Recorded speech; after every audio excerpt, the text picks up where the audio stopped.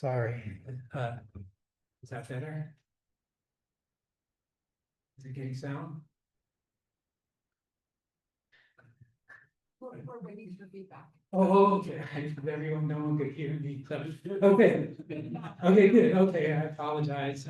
Okay, so right. So there's the Shcur-Weyl thing where you tensor things together and use representations of the symmetric group, but otherwise it's hard to think of those. So I have to confess I made this problem up. Projection operators, they appear in quantum physics, in discussing states of quantum mechanical systems, in commutative algebra, and in algebraic geometry. But I went around and I asked all my friends if anyone in their field had ever been interested in a question like this. And unfortunately, all I got was no. But so this is a bit of a made-up question. And but the methods I'm going to talk about allow you to give more or less complete answer to this. And it's a good way to get into a nice circle of results. All right. So the problem is to define all the natural transformations from the set of rank n, the set of n by n projection operators to m by m projection operators whose entries are polynomials in the original matrix. And the space of projection operators breaks up into a disjoint union of components indexed by the rank. Just to keep the notation simple, I will often just look at all of these and just write PRN. Some things for a given computation are a lot easier if you restrict the rank. So this PRN is a smooth affine variety with affine coordinate ring, the polynomial ring and the entries of the matrix modulo whatever you get. You square that and ask that it be equal to itself. And it's also a homogeneous space for the general linear group. So in this formulation, we're just asking for the set of all maps of varieties from one variety to another. Now that has no structure, and that's just merely the set of solutions of a bunch of equations in some ring, and there's not a lot you can do with it, and it's probably not the answer you would want. So I want to put an equivalence relation on this, and so because some of these will be we wouldn't really think of as different. So if you gave me a projection operator, a way of making a new projection operator, and I said, oh, I can come up with a new one, and I just conjugated it by some matrix, you might not think I had really done anything different. So conjugation by a matrix is one, and those are we'll call similar. Another one, it's actually over a random ring, like a polynomial, like the affine coordinate ring, one of these. It's pretty hard to write down invertible matrices. And another option is to use elementary matrices, which just have one non-zero entry off the diagonal. And that gives another kind of equivalence relation, which is we could call elementary similarity or just E similarity. All right, so by Yoneda, the set of natural transformations up to similarity of either kind is the similarity classes of rank m projectors over the affine coordinate ring of Pn, and similarly for elementary similarity. All right, so in this language, the problem I'm asking is to describe the set of m by m projection operators over the affine coordinate ring of n by n projection matrices up to either similarity or elementary similarity. Okay, so I want to just keep reinterpreting these. I want to keep reinterpreting these. So this is all I'm sure well known to everyone in the audience. So if I have a projection operator, then it decomposes Rn into two subspaces A and B, the two submodules, which will be two projective modules. And so I can interpret Pn of R as the set of pairs of projective modules together with an isomorphism of their sum with a trivial module. And so each of those problems we could solve separately. So the issue of understanding n-by-n projection operator, n-by-n projection matrices over R is the same as just essentially, well, it's the same as classifying pairs of projective modules whose sum is free rank n. Okay. And so same with the set of natural transformations. So the problem becomes, in one way or another, one of the problems to describe the isomorphism classes of finitely generated projective modules over this affine coordinate ring. All right, now to reinterpret elementary similarity, you have to start using some more challenging theorems. So first, there's an old theorem of force that says that the equivalence relation generated by similarity by elementary matrices is the equivalence relation generated by homotopy. So if I can find two matrices are similar in this way, if and only if R is smooth, is the spectrum of a spec R is smooth and affine, that's the same as the relation generated by algebraic homotopy. So this is always this is a key thing. I think maybe I said this earlier, but what gave the methods of homotopy theory itself such powerful purchasing questions in geometry was that an enormous number of fundamental geometric structures in classical geometry, in differential geometry, are invariant of the homotopy. And here we see that we're looking at something that is invariant of homotopy. So, all right. So these might get a little bit technical, but so this suggests that we look at, so the round brackets in A and B don't mean over a polynomial ring. Those just mean parameterized families, but it suggests looking at families of decompositions of R of T and comparing what's happening at 0 and 1. All right, so to go further with this requires some other hard theorems that set up the basics of doing algebraic geometry up to home. So I don't know why that thing is blocking the top of my slot. Oh, okay. All right.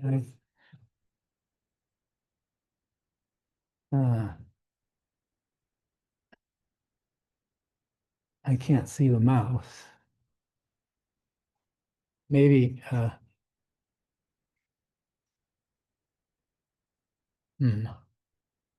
can't I can stop this and start over, except all my text messages are up and you'll see all my business.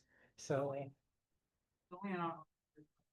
on the Zoom, it's okay. Oh, okay. All right. So just all right. So the first thing is that there's this interpretation of projective modules over a ring as vector bundles, and this goes back to Sayre's famous FAC paper, and Aravind and Asok has done a lot of interesting historical research on the origin of this emergence of projective modules in the first place. So rank 1 projective modules, line bundles, go back to the Kazan problem, things about the order of vanishing of and the order of the poles of functions on Riemann surface, but projective modules themselves don't seem to have they seem to have emerged as kind of an expository device, and it was Sayre that made this connection with vector bundles.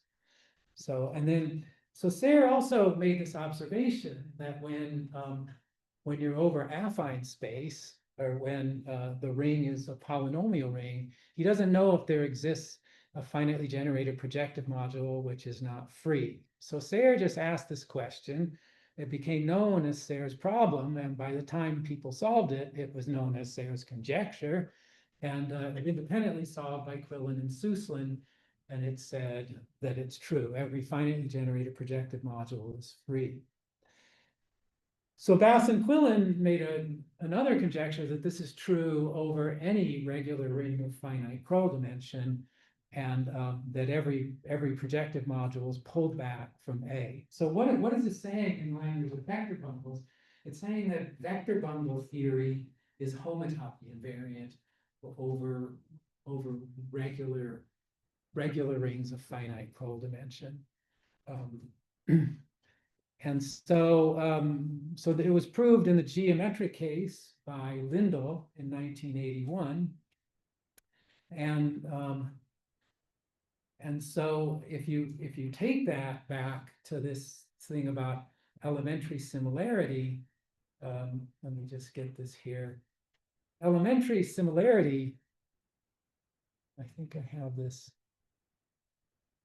Oh, here. All right, so elementary similarity says then that the quotient, that the elementary similarity classes of n by n projection matrices over R, when R is regular of finite type over a field, it's maps of varieties up to the equivalence relation generated by algebraic homotopy. So the problem of understanding all of those is the problem of understanding the algebraic homotopy classes of maps between these two varieties. Now that still doesn't quite locate it in a place where you can do homotopy theory, but at least it reinterprets our problem. So one of them is to describe the vector bundles over over Pn, or the finitely generated projective modules, and the other is this sort of weirder problem of describing the maps between two of these up to algebraic homotopy. All right, so this notion of algebraic homotopy is still kind of weird, and it doesn't locate it in a world where you can really bring in the methods of classical homotopy theory. And that was done, that world was built by Fabian Morel and Vladimir Voevodsky starting in the late 90s. And so nowadays, there's a highly developed field of motivic homotopy theory.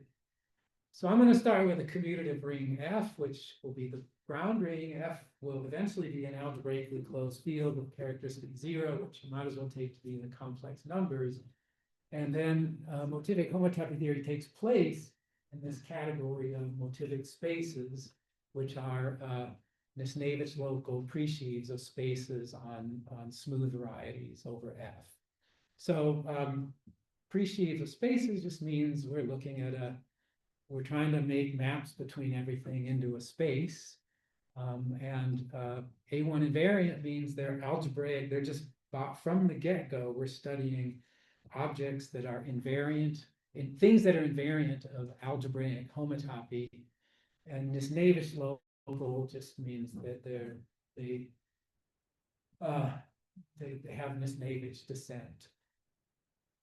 All right, so in this category, there's a whole space of maps from X to Y, and it's the path components of that space are the set of motivic homotopy classes of maps. And so, so one of the really fundamental theorems about that gives motivic homotopy theory applications into geometric questions is this theorem called the affine representability theorem. That was first proved by Morel. It was published in 2012, but the proof was there for, the proof was around. It was a very complicated proof in Morel's case. But it says that, so we define a motivic vector bundle to be homotopy classes of maps into the classifying space of GLK. And the theorem is that for a smooth affine variety, algebraic vector bundles and motivic vector bundles are the same thing. So this is the proof of this was dramatically simplified by Asok, Shcur-Weyl, and Wendt in 2015. And it's possible to teach a course in motivic homotopy theory that actually starts with that theorem. And I was saying before, it was in homotopy theory, in classical differential topology, it was the homotopy invariance of bundle theory that really opened the door to the methods of algebraic topology, and things like, the surgery classification of manifolds are all it all kind of, and the amazing progress made came down to exploiting other structures in homotopy theory that are more emergent, like cohomology theories, PL as an infinite loop space, and lots of things like that. And this question, this theorem opens those same doors to the study of vector bundles on smooth affine varieties. All right, so one corollary is that the similarity classes of these projection operators that we're talking about, that can be expressed entirely in terms of maps in motivic homotopy theory.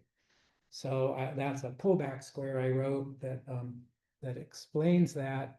And then there's another part that we were looking at maps up to naive algebraic homotopy, and there's another theorem that says, so this isn't obvious from the definition, but there's another theorem that says that these, for certain targets like Pn, maps that are maps up to algebraic homotopy is the same thing as maps in the Morel-Voivodsky motivic homotopy category. All right, so I went kind of fast through that, but the landing point here is that both of the problems I've brought up are now fully located in this Morel-Voivodsky world of motivic homotopy theory. So so one of them is the rank and vector bundles on Pn is just homotopy classes of maps into some classifying space for vector bundles. And the other one is that we're just looking at homotopy classes of maps between spaces of projection operators for elementary similarity. So I started with a very concrete question. My hope has very concrete answers, but now I've located this in a world where everything you do is homotopy theoretic in nature, and all of a sudden the tools you're going to use will involve kind of emergent kind of mathematics. So before I get to that, let's just stop for a minute. My first problem was just about making a new algebraic structure out of an whole. And the obvious things to do were to tensor matrices together and follow Shcur and Weyl. But now that I've located it somewhere that looks more homotopy theoretic, you might expect a different kind of an answer. So, so one thing is to just work over the complex numbers and take Betty realization and ask what happens there. So let me just see. All right, so in homotopy theory, we're looking at homotopy classes of maps between two homogeneous spaces, or homotopy classes of maps from a Grassmannian to BUN or something like that. So these are things that we don't have a complete answer to, but we have a lot of tools. And depending how badly someone wanted to know the answer for given K, N, and L, we could probably produce the answer. So that's there isn't a simple formula for this, but there's a whole lot you can say, and the amount you can say depends a lot on how motivated you are. But so the question though is, which is right? Is it really the more algebraic thing you can think of, or is it really something kind of as crazy as what would just happen in homotopy theory over the complex numbers based on continuous math? And if the answer is not the one about continuous maps, there must be some interesting constraints imposed by the condition of being algebraic. All right, and so let me get to the main theorems. So first of all, so the answer is that if you're over an algebraically closed field, topology is what produces the answer. So there are as many, the classification of algebraic vector bundles over this space of projection operators is the same in topology as it is in algebra. So every topological vector bundle over Pn has a unique algebraic structure, And so that question of projection operators up to similarity is whatever it works out to be in homotopy theory. And all I can tell you is that's a lot more than what you get out of the Shcur-Weyl kind of constructions. I don't know, I'll give you a concrete example of something a little bit later, but I can write down maps here using the methods of homotopy theory, and I wouldn't have a clue how to describe those in terms of algebra. So let me see. So let me just skip ahead a little bit to the next one. So for the other problem, for similarity, the answer here is a little more subtle. It's surjective. So everything that you could write down in homotopy theory over the complex numbers comes from a similarity class of maps from one space of projection operators to another. And you can say what the fibers are, but it gets technical, so I didn't make a slide explaining that. But one of the ways of interpreting this is I've said that every continuous map, one of the theorems this says is every continuous map between these spaces of projection operators over the complex numbers is homotopic to an algebraic map. And in fact, most of the theorems I was talking about, the two main theorems, can be expressed in that way. There's one of the outcomes of this is that is a sort of Weierstrass kind of theorem, but for these bigger algebraic varieties for which things like the Weierstrass theorem is not obvious at all. You can't make the same kind of approximations. So here's another example. Look at this quadric where you take two vectors and you ask that their dot product be equal to 1. So that's a model for the 2n-1 sphere. Over the complex numbers, that's homotopy equivalent to the 2n-1 sphere. And way back in the 70s, Atiyah and Reg Wood asked questions about which elements in the homotopy groups of spheres are represented by algebraic maps between quadrics. And the answer is all of them uniquely. So over an algebraically closed base field of characteristic 0, Betty realization gives you an isomorphism of the homotopy groups of spheres with the naive homotopy classes of maps between affine quadrics. So I think, yeah. So that's another example. And if you just want something to play with for the rest of the talk, there's an analog of this for even spheres and even to odd spheres. You can always, all the elements in the homotopy groups of spheres are described by algebraic maps. And so the first time you have a map between odd spheres is in I5 of S3, which is cyclic of order 2. And I can give you lots of geometric constructions of that map, but I don't have a clue how to write down a map of quadrics that represents it. Okay, I completely lost track of like the schedule. Okay, all right, good. All right, I know from a lifetime of experience not to feel, it sounds like a lot of time, but you shouldn't feel relieved by that because it's a recipe for disaster.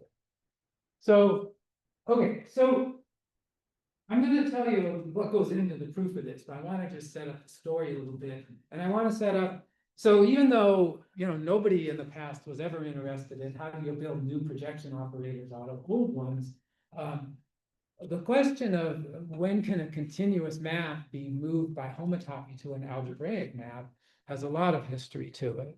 So in the 1970s, Griffiths was studying this question. He wanted to know when a topological vector bundle on a space, the space underlying a smooth affine variety over the complex numbers has an algebraic structure.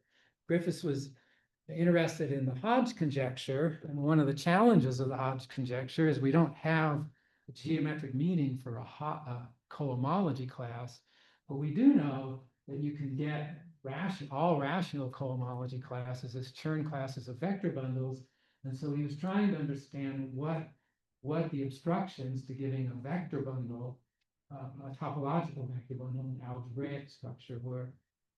And that's exactly this question. If you have a continuous map to a Grassmannian, what obstructions do you meet to deforming it to an algebraic map?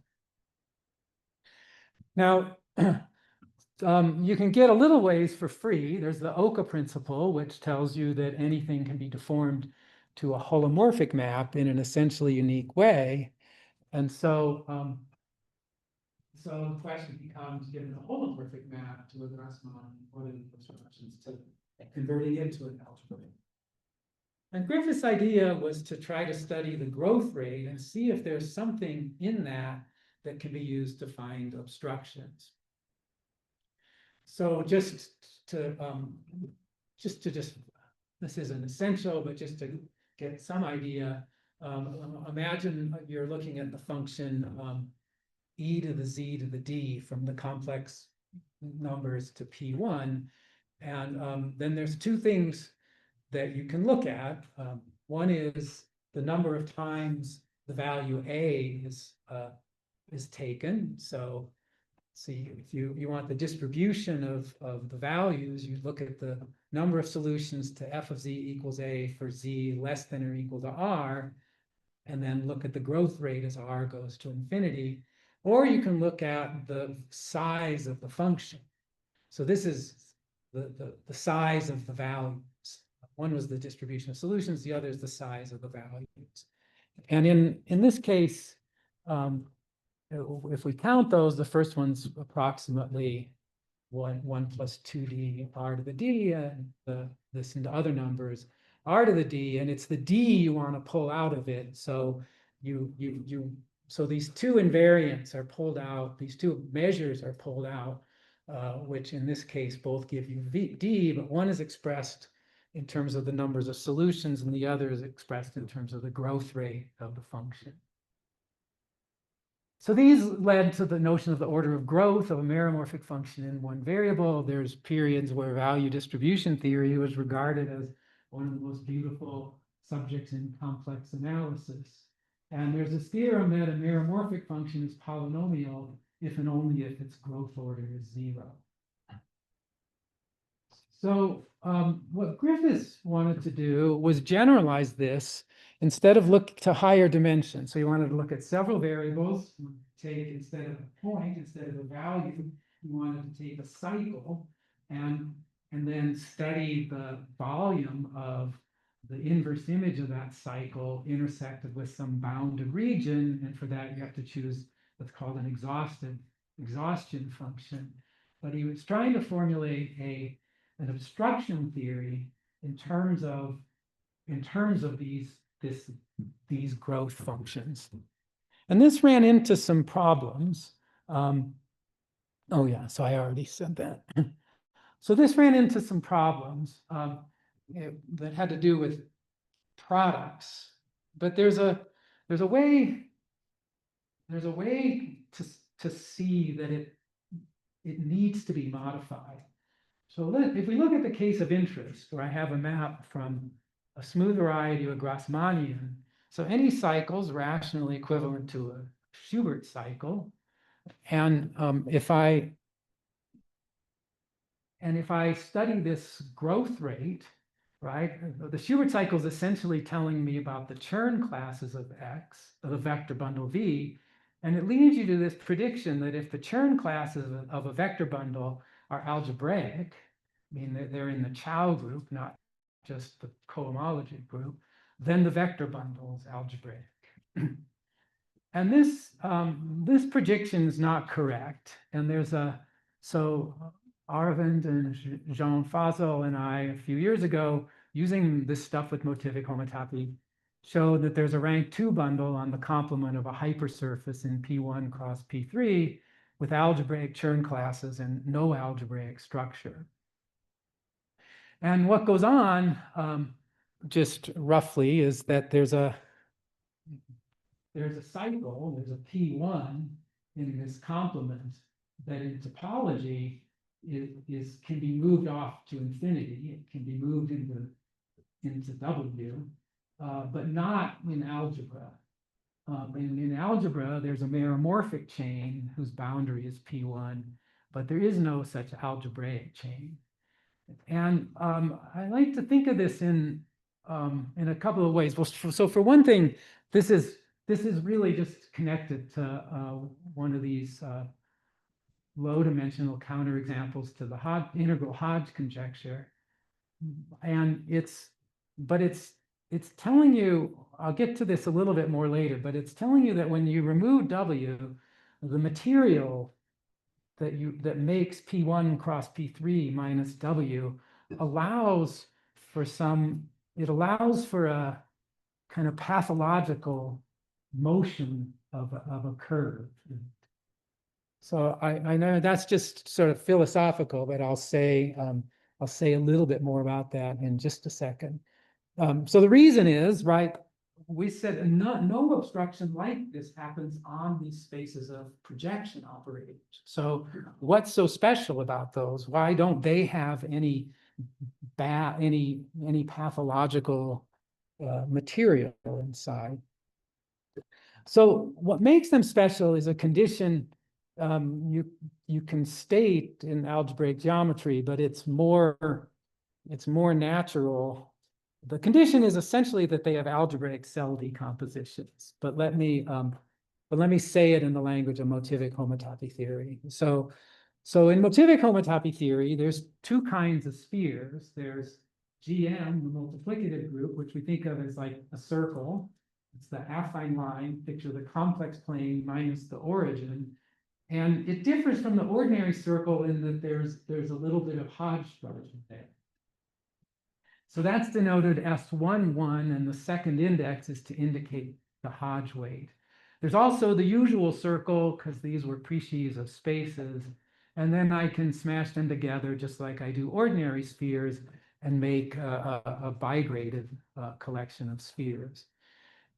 And maybe the one thing to point out is that if I take projective n space and I mod out projective n minus 1 space, in topology I get a 2n sphere. And here I get one that's indexed with a second n indicating the Hodge structure.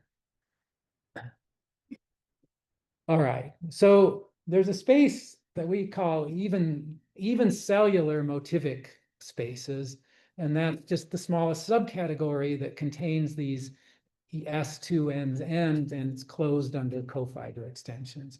So it's like saying it has a cell decomposition built out of these kind of cells. And what's special about the PNs is that they are even cellular. And motivic homotopy theory, again, if there's time at the end, I'll say something a little bit more about this. Motivic homotopy theory is extremely powerful when dealing with things that are even cellular.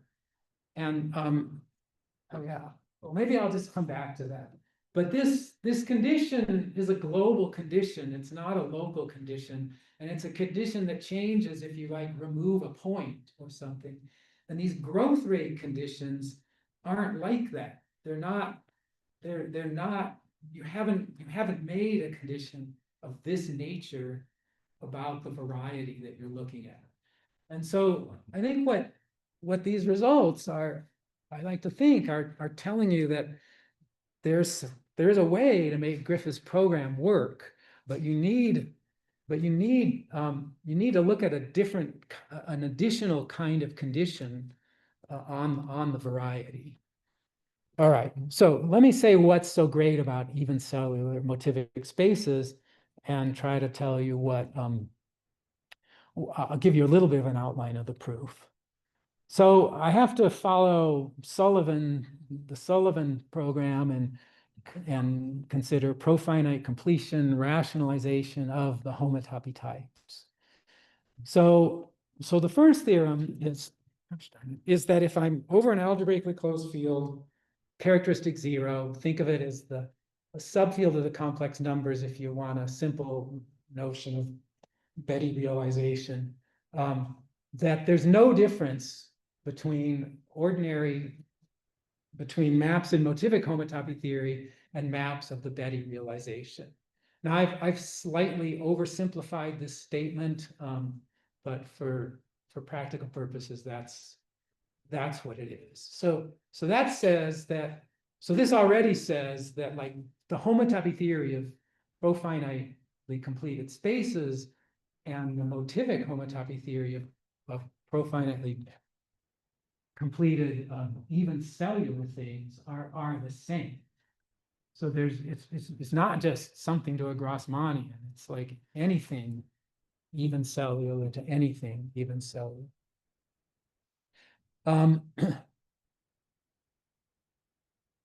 Yeah, it looks like I already put that down. Oh, I already said all that. Right. Okay, so that's just repeating what I just said. Okay, so what goes into the proof of that? Well, so this is another one of the reasons that homotopy theory winds up kind of expressing things in terms of emergent structures. You take the try and true method, starting with some things where you know it's true and trying to build everything out of them. So for example, if I use a classifying space for motivic cohomology, I know that's the same for something even cellular. Those particular motivic cohomologies are the same in topology as in algebra. In fact, you can think of even cellular as like a slightly strengthened version of the idea that all of the integer cohomology is of Hodge type, and so you're like as far from the Hodge conjecture as you can be, and that's kind of the theorem is that somehow that really doesn't allow any things like these meromorphic chains that aren't these holomorphic chains that aren't algebraic. So one thing are these, I've written them as Eilenberg-MacLane spaces, but the spaces involved that classify motivic cohomology. All right. So Voevodsky's proof of the Bloch-Cotto conjecture gives us something stronger. It gives that the whole space of maps into the profinite completion of one of these Eilenberg-MacLane spaces is the same as in algebra as it is in topology. So we'd like to build everything we can out of those Eilenberg-MacLane spaces, but the world of motivic homotopy theory is in the world of motivic homotopy theory, you're very, very, very far from being able to do that. All right, so now I need sort of really emergent things like MGL, the Thom spectrum or the universal bundle over GL, or the analog in motivic homotopy theory of complex cobordism. And that enters here not because of anything about what cobordism connecting the manifolds, it enters because of other convenient properties it has. So there's an old result of myself and Morel that was written up, was sort of modernized and proved and made official by Mark Oiwa about the slice tower for MGL. And it says that if X is even cellular, it gives us this new library of objects for which we know Betty realization is an equivalence of motivic homotopy, of the space of motivic maps with the space of topological ones. So it puts that group, that collection of spaces in. Okay. All right, so this gives us an even bigger group of spaces, and then I want to just introduce this functor T of Y, all right, and so so this theorem is in some sense the main theorem, right? And I'm not going to really be able to do it justice. It said that if Y is even cellular, this crazy thing I got by tensoring it with the algebraic cobordism spectrum, taking its zero space, that is also even cellular. So that's the motivic analog of a theorem in topology due to Steve Wilson in the 1970s. And it was a shocking result in its day, and it kind of has lurked around inside of homotopy theory as something just waiting to be seen. It's a remarkable fact in homotopy theory.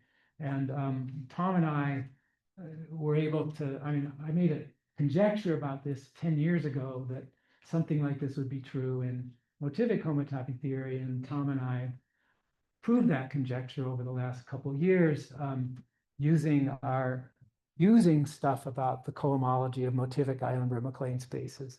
So this is a very powerful fact, and it is but it really involves emergent homotopy theoretic structures.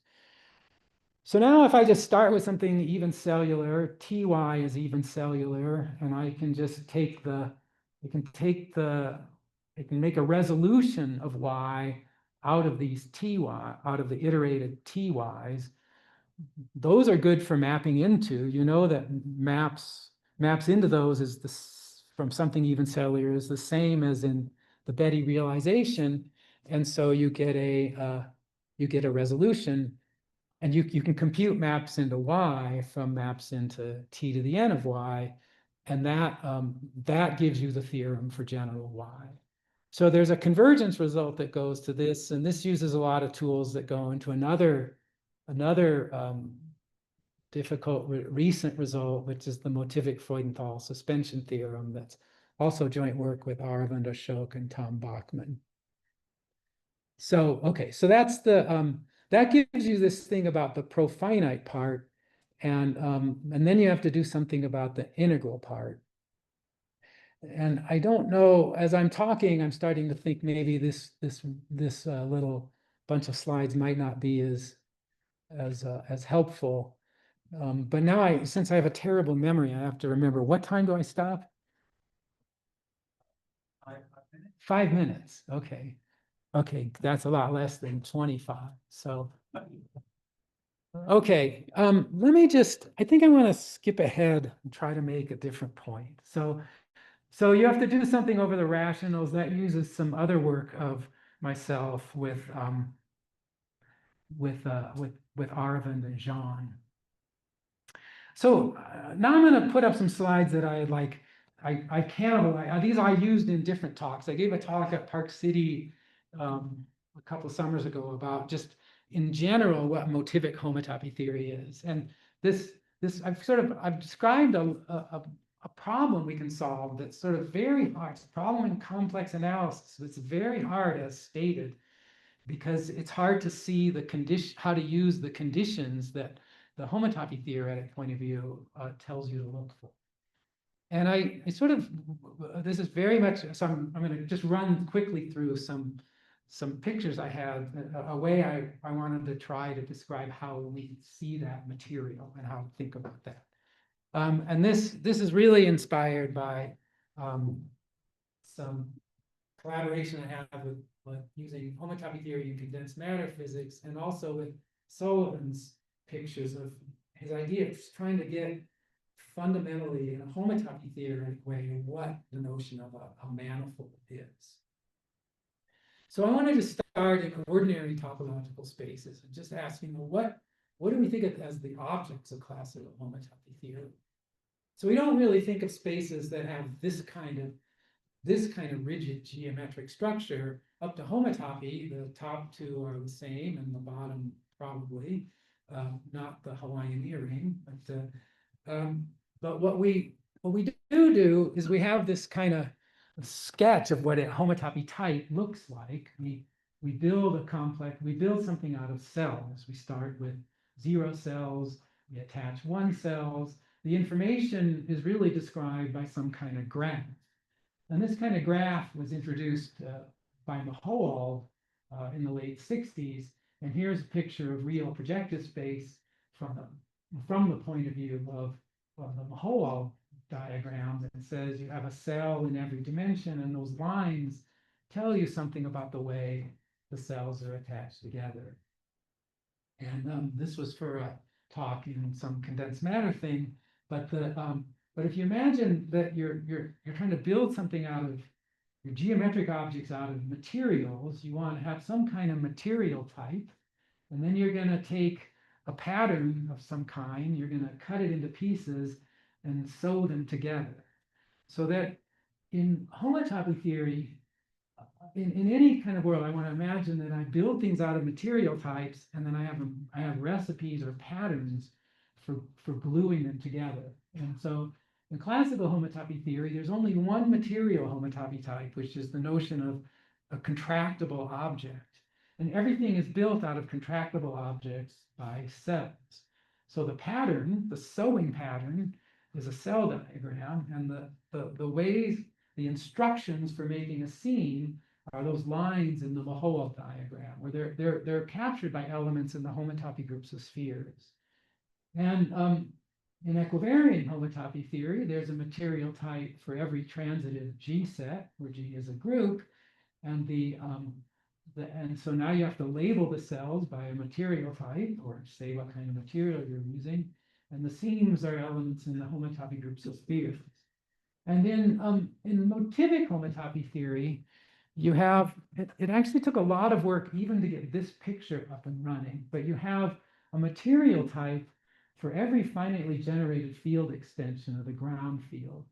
And a cell diagram, it's got, you have these spheres, PQ, and each of them it has a material label with it. And then you have elements in the motivic homotopy groups of spheres attaching them. So this is a picture. I said it in a very glib way, but this turns into, this kind of picture is used. It's the root of a lot of cool proofs of hard theorems and motivic homotopy theory, and emerged from work of Bloch, Levine, Morel, Marcus Rost, and others. And what the methods so far of motivic homotopy theory are really, really good when you insist your materials only built out of the type that's the ground field itself. And we haven't even begun to get into what would happen if you sort of allowed, like, the ring of rational functions on an elliptic curve or something more complicated. And we're just lucky that a lot of interesting moduli spaces are built just out of this material type. All right, I'll stop there.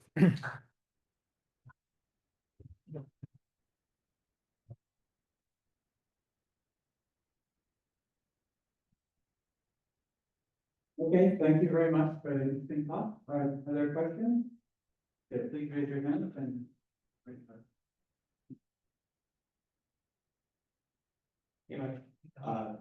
You said there's this, if I take the maps of projection operators from motivic and maps of topological, you said you understand the fibers and saying about that. That gets complicated because it has to do with, yeah, I think not in an easy way. It's their big, huge, uncountable rational vector spaces. And yeah, I'll have to say, I'll say something. Yeah. Yeah, so how do you see that these spaces of projection operators are dimensional? Is it like easy, or is it some material work? No, it's easy. I mean, it's so they sit down, so by just looking at the image of the projection operator, you get a map to the Grassmannian. And this is a bundle of affine spaces over the Grassmannian. And so now if you just take the Schubert cell decomposition of the Grassmannian and then these affine spaces, you just get the cell from there. The maps, the quadratic maps that you showed earlier, they give like explicit geometric maps of spheres, or is it more that they simply show the existence of those maps? No. A map between those quadrics, if you just look at it on its complex points, so those complex quadrics have the homotopy types of odd spheres, and so they just literally give you the maps. So, Mike, I was curious, so you said that you guys show that there are lots more natural transformations than the obvious ones that algebraics might think of, and mentioned at the beginning, the sort of tensor powers of Shcur but do those ones that I would consider rather natural, do they show up as special in any way in the topological setting, or are they just random points that are no better than any other? So I don't have no idea, but I think, and it's like, this is something that's sitting on the table we hope to get to one day. But one of the reasons Atiyah asked this question about algebraic, realizing maps between spheres is algebraic, but is one, well, so algebraic maps have a degree. You might wonder, does the filtration by the degree or by some other algebraic geometric measure, does that correspond to something we could understand in the language of homotopy theory?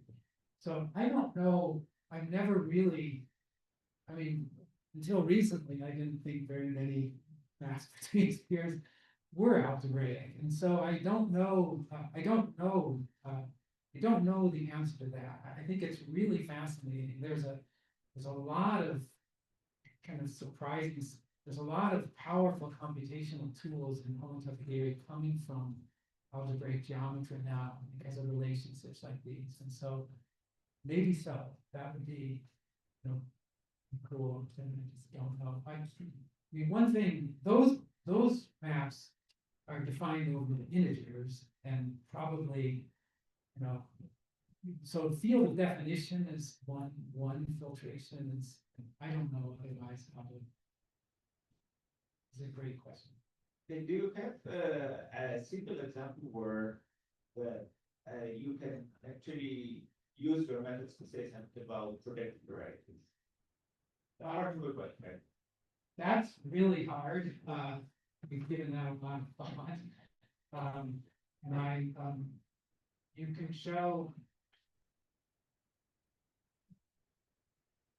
show, so there's this question of rank 2 vector bundles on projective space and things like that. And you can show that, well, so one thing is it turns that problem into a purely algebraic problem, because so on projective space, sitting above it is the space of rank 1 projection operators.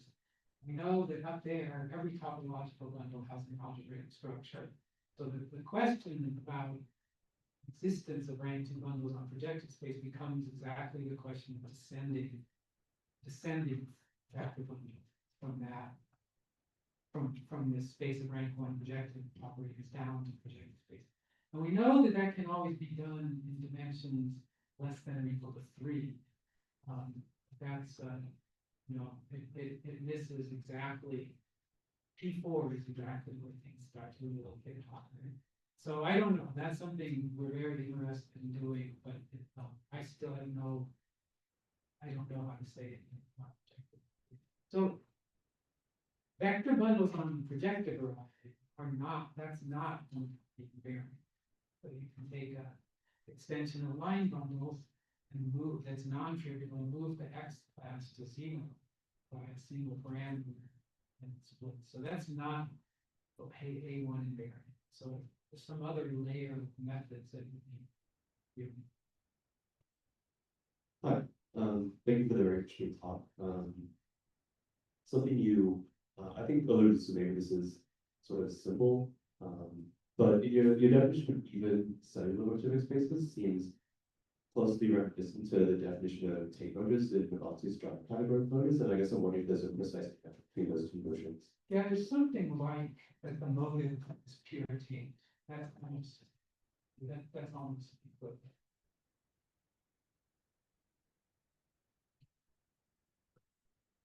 Hello. Is there anything you can say about characteristic P? A lot of these results go through a characteristic P. They have to invert the residue characteristic. So I wouldn't get as clean a statement. I'd have to be talking about maps into some variety where I inverted T, and that's not as the geometric meaning of that isn't as clear. And I think, yeah, it's happening at the characteristic. Maybe Bardolph is going to tell us about stuff and stuff starting tomorrow. And that's kind of a different story. Yeah, I mean, some of it. Oh, yeah. it's- So we now know, I guess, there's lots of ways of producing projection operators that are Shcur-Weyl. Yeah. So can you write any down? No, I was gonna, yeah, I can write like a challenge book, but I also, so I have. If you do this for. Rank two vector bundles on the space of rank one projection operators and something. Then well, when Aravind and John and I tried hard to do that, and you wind up. You can say a lot about what they have to look like. Yeah, but you wind up always using some move in motivic homotopy theory where you just don't. I don't know, so odd things I tried, there's always some move that just can't translate into algebra, and I have no idea. I mean, that, it might just, this is why I started out talking about this quote about the explicit nature of solutions, and so the homotopy theory kind of pulls you away from that, it gives you a proliferation of solutions, but it pulls you away from that. Okay, it's clear that the talk has generated a lot of interest.